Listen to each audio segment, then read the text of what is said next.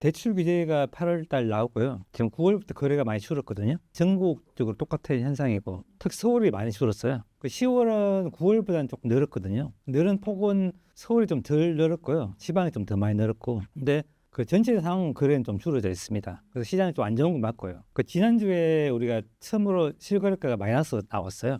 서울이 이제 본격적으로 하락이 아니냐 그렇게 이야기하시는 분들 많고요. 근데 저는 좀 다르게 보는 게 11월, 12월, 1월쯤 되게 되면은 은행에서 대출 총량이 있거든요. 총량이 이제 거의 끝나는 시점이기 때문에 매년 12월, 1월 달은 거래가 줍니다. 근데 그게 이제 원래는 조금 빨리 대출 규제 나와서 빨리 나온 거죠. 근데 이게 이제 내년에 다시 대출이 늘어나게 되면은 상승할지는 지켜봐야 되거든요. 근데 우리가 시장을 전망할 때는 매매로 전망하는 게 아니고요. 다른 것으로 전망해요. 매매로 움직이는 거는 정말 많거든요. 근데 이게 지속성이 있냐 없냐는 또 달라요.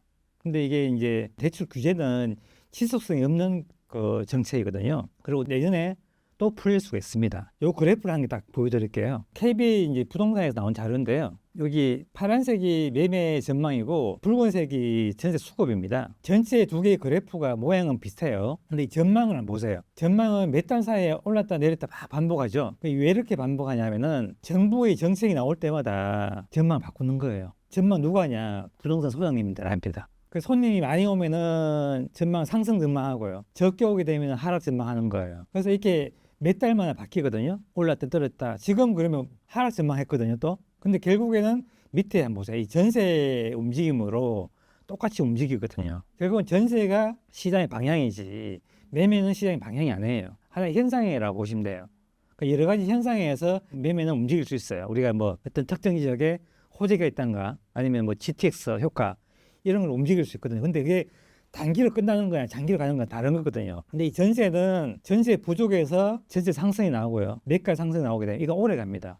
근데 이게 지금 아직 시작 안 됐어요. 이게 본격적인 건 내년에 시작되거든요. 그거 좀 지켜봐야 되고, 이 전망이 만약에 이번에 소장님이 하락 전망 있잖아요. 전망한 다음에 우리 전세 수급이 계속 올라가잖아요. 얘 두 개가 결국 또 만나요. 그 만나는 게 울산에서 잘 보이거든요. 울산을 설명드릴게요. 여기 보게 되면은 울산도 우리가 전세 매매 전망하고 전세 수급하고 비슷한 그림이죠. 근데 여기 차이 나는 때가 있습니다. 이 시점에 보게 되면은 여기는 전망을 하락 전망하잖아요. 하면 떨어져요. 떨어지는데 전세 수급은 계속 올라가요. 근데 결국엔 뒤에 가서 만나요. 만나면서 매매가 상승하거든요. 전망은 계속 바뀌어요. 우리 전문가들도 전망 계속 바뀌잖아요. 우리 소장님도 계속 바뀌어요.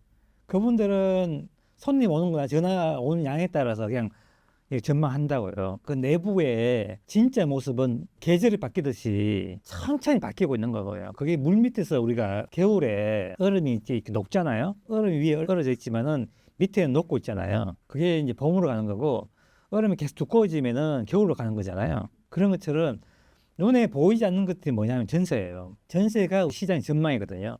그래서 전세가 결국에는 시장 전망하고 일치해서 가기 때문에 전세로 전망하는 겁니다. 그 수치가 나와 있어요. 그 수치가 얼마냐면은 한 150에서 160 정도 와야 되는데 전세 수급이에요. 거기에 도착한 도시가 지금 몇 군데 안 됩니다.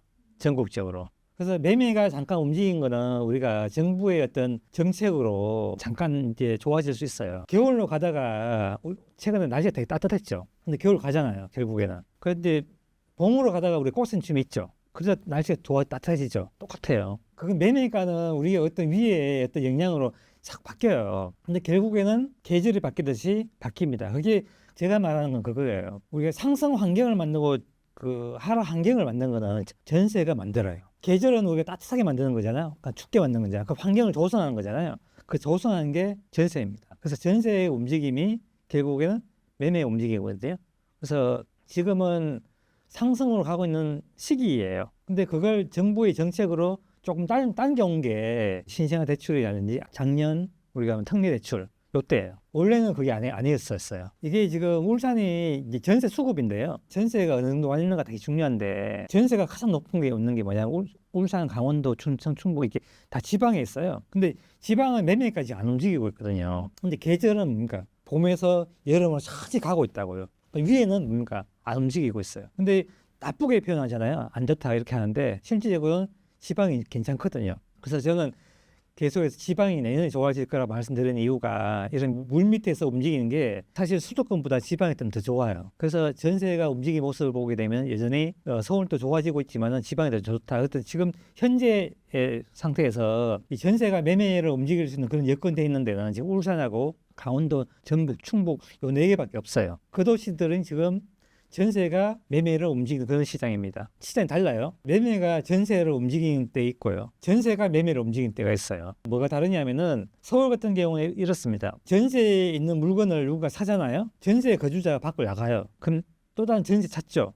그러면 전세 수급이 올라가요. 서울은 그런 과정이고 지방은 달라요. 지방은 전세 수요가 늘어나면서 움직이는 거거든요. 전세 수요가 늘어나서 매매를 움직이면 그때는 더 심각하게 됩니다. 그거하고 달라요. 전세가 매매를 움직이는 거하고 매매가 전세 움직이는 거 다릅니다. 지금은 후자가 더 위험하거든요. 후자가 더 위험한 건 지금 지방이 그렇게 가고 있어요. 그래서 지금 시장이 약간 다르긴 한데 전체적인 방향은 똑같은데 시장이 좋은 방향은 지금 지방이 조금 더 가 있다 이렇게 보시면 될 것 같습니다.